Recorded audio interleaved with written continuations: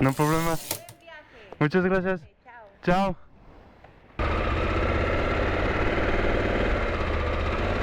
Bon matin et bienvenue à Lima. J'ai passé deux nuits ici. Donc hier j'ai pu visiter tranquillement la ville. Aujourd'hui on va se diriger vers Huaraz ou Caraz en fonction de comment va la route, puis de combien de temps ça prend. Qui sont des petites villes dans les montagnes. Donc on quitte le désert et la côte pour retourner dans les montagnes. Pourquoi je vais là-bas, c'est qu'en fait il y a une de randonnées que j'aimerais faire avant de quitter le Pérou et de me diriger vers l'équateur. Donc encore une fois ça va être des paysages de carte postale, ça devrait être très beau. Donc on va se diriger tranquillement par là-bas. Puis on va tester, on va roder les pneus, on va les tester aussi. Surtout le pneu avant, je sais pas comment est-ce qu'il va filer sur la route. C'est un Karoo 4 je pense. Ils avaient que ça en stock de toute façon, donc pas le choix. Donc c'est ça que j'ai pris.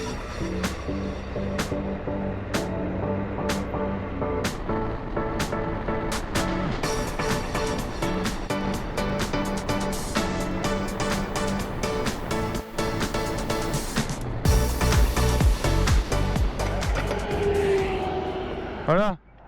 Hey, do you know Lima very good?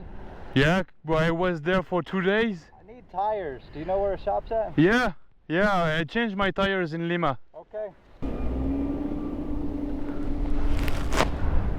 You headed to the mountains? Yeah, Lots of flooding. yeah, I heard that. Check with them, and otherwise they had more choices, but not in my size. Thank you, gracias. No problem. Have fun. You too.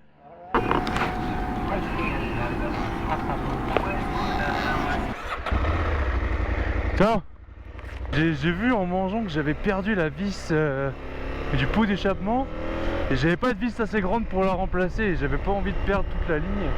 Donc quand j'ai vu mécanique, même si c'était auto, je me suis dit ils ont des vis, je vais pouvoir m'arrêter. Et en plus il commence à pleuvoir, donc je suis vraiment arrêté au bon moment pour mettre ma combi de pluie.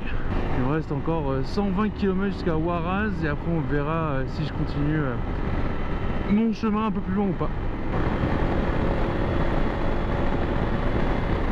Décidément le thème du Pérou c'est le brouillard, hein. Bon, à chaque fois dans les montagnes on voit rien du tout. Je pense que c'est ça dont le gars parlait avec sa CRF 300 qui avait eu des éboulements. Bon, on va juste à attendre, hein.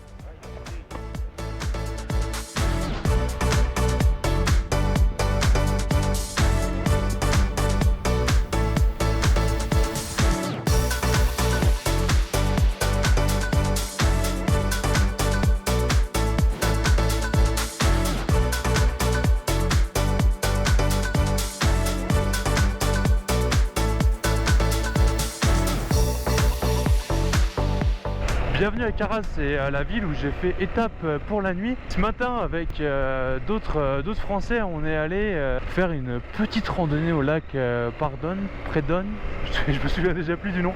En tout cas, c'était super beau et qui se passe-t-il? Pourquoi le GPS est cassé? Ah, parfait. Donc je disais, on allait faire une toute petite randonnée à une laguna super belle, vraiment. Et là, je vais me rediriger vers la côte, je vais re-rentrer dans les terres pour aller après vers l'équateur et prendre l'autoroute, parce que dans les montagnes, ça me prendrait une semaine et demie d'aller en équateur. Là on va prendre une route, la route du canyon qui apparemment est magnifique. C'est Juan Carlos, le propriétaire de l'hostel où j'étais, qui m'a dit passe par cette route là absolument, faut que tu y ailles, c'est vraiment la meilleure, c'est super beau. Puis j'ai croisé d'autres touristes qui l'ont fait à vélo et qui m'ont dit c'était génial. Donc on va aller faire un tour par là-bas et ensuite on va rejoindre tranquillement la côte pour après continuer mon chemin vers l'équateur.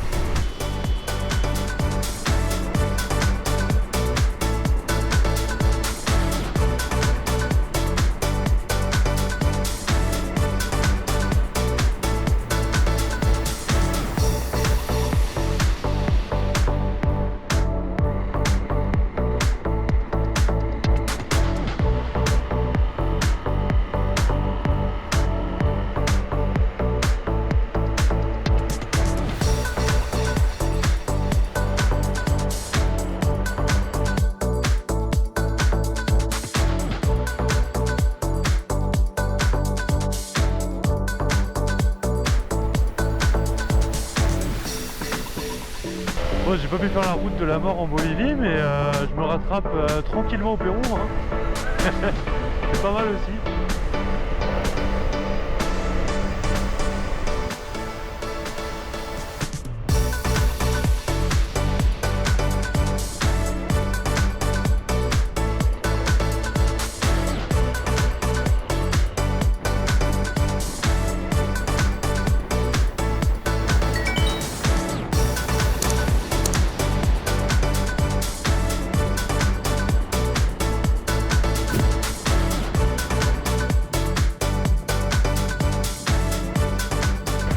Eh bien, bon matin, aujourd'hui on va prendre la route de Piura, je sais pas trop comment on prononce, qui est une ville à 2 heures environ de la frontière avec l'Équateur. Oh mon dieu, le fil électrique.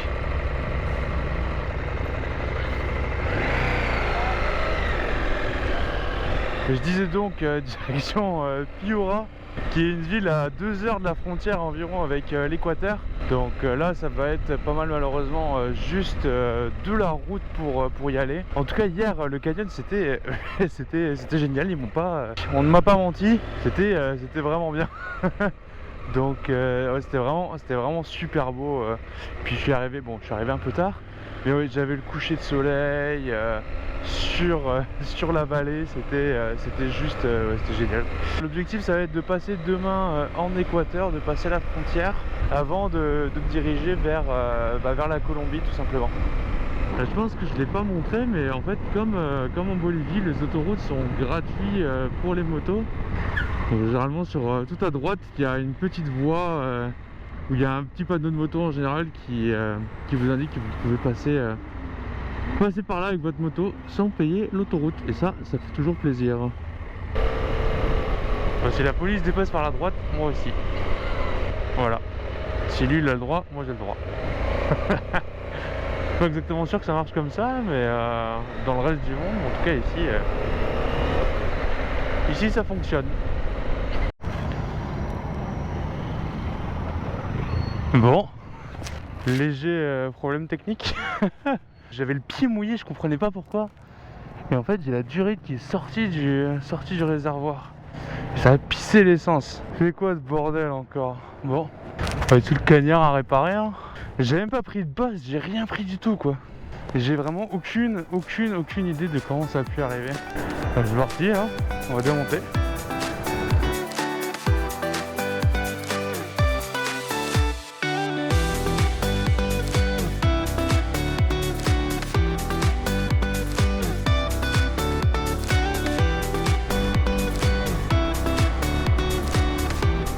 Bon matin et bienvenue à Piura, qui est à environ 2 heures de la frontière.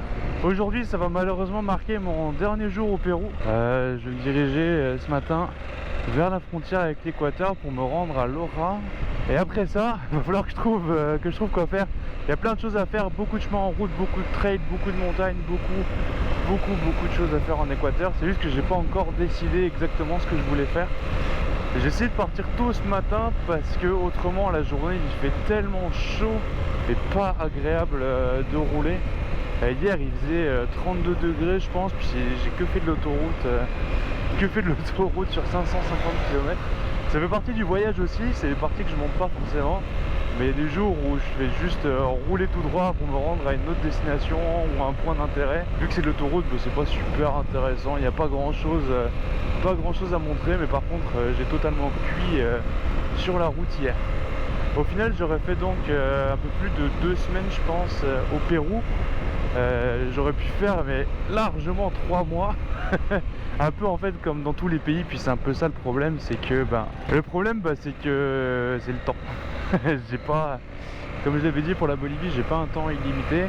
Et oui, je pourrais faire 1 an dans chaque pays facilement, hein. Ça, il y a toujours des choses à faire, toujours des choses à voir, des choses à découvrir. Mais bon, faut continuer vers le nord. Puis aujourd'hui, on va passer en Équateur si tout se passe bien.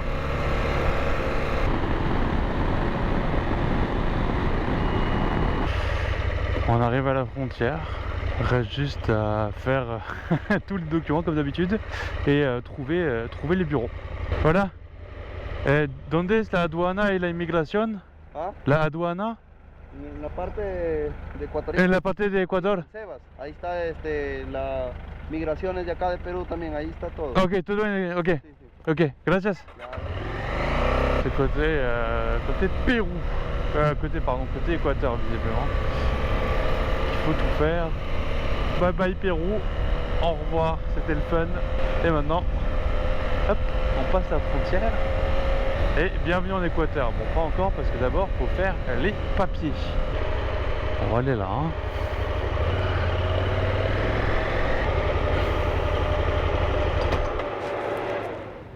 Bon, il est 9h30. On va voir combien de temps ça prend. Et bien voilà, il est 10h55, donc 1h30, un peu moins, 1h30 plus tard. Et bienvenue en Équateur. Bienvenue dans ce nouveau pays. On va se diriger vers la ville de Loja, qui se trouve à du coup 180 km d'ici.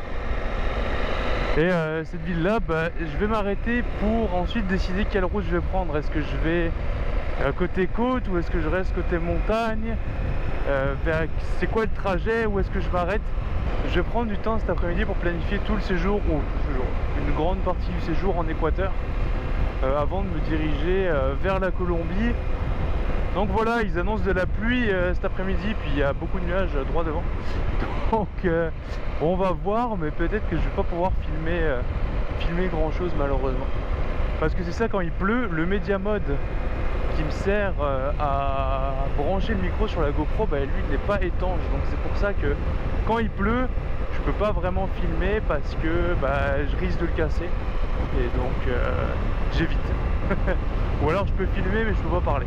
Donc c'est pour ça que des fois il y a des grands morceaux de route, ou surtout au Pérou où il pleuvait tous les après-midi, où j'ai pas filmé grand chose.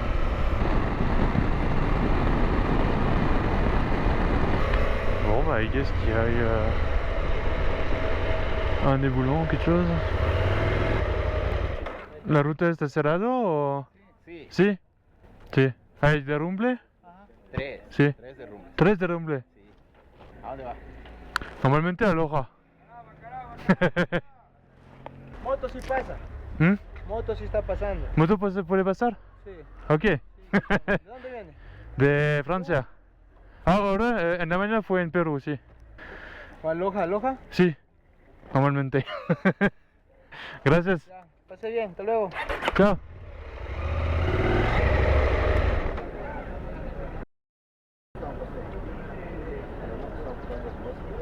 ¿De dónde viene? De Canadá. Where are you from, Canada? Sí. Beautiful you from. Ah, well, I'm French, but I live in Canada. No, Yamin, eh? Sí. Go, go. Gracias.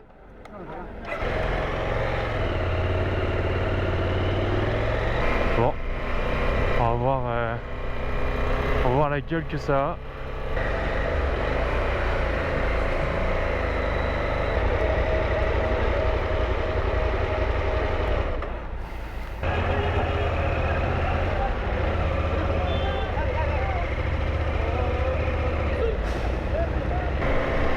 Bon, au final, j'ai pas entendu trop longtemps. Hein. Ce qui est bien, à moto, c'est qu'on peut skipper les Kiyou. Parce que là, en véhicule, je pense qu'ils m'auraient envoyé bouler. Mais là, en moto, on discute un peu et hop, on nous envoie à l'avant.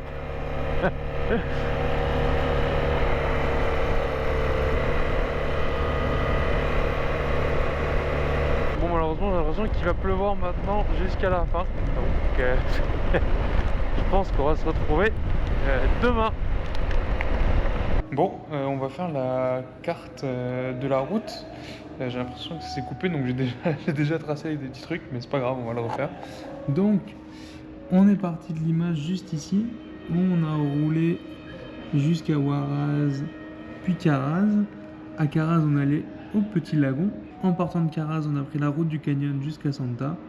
Et ensuite, on a longé toute la côte jusqu'à Piura ici, où on a passé la nuit. Puis de Piura, on a pris la route de la frontière par Macara. Et ensuite, après Macara, on s'est rendu à Loja.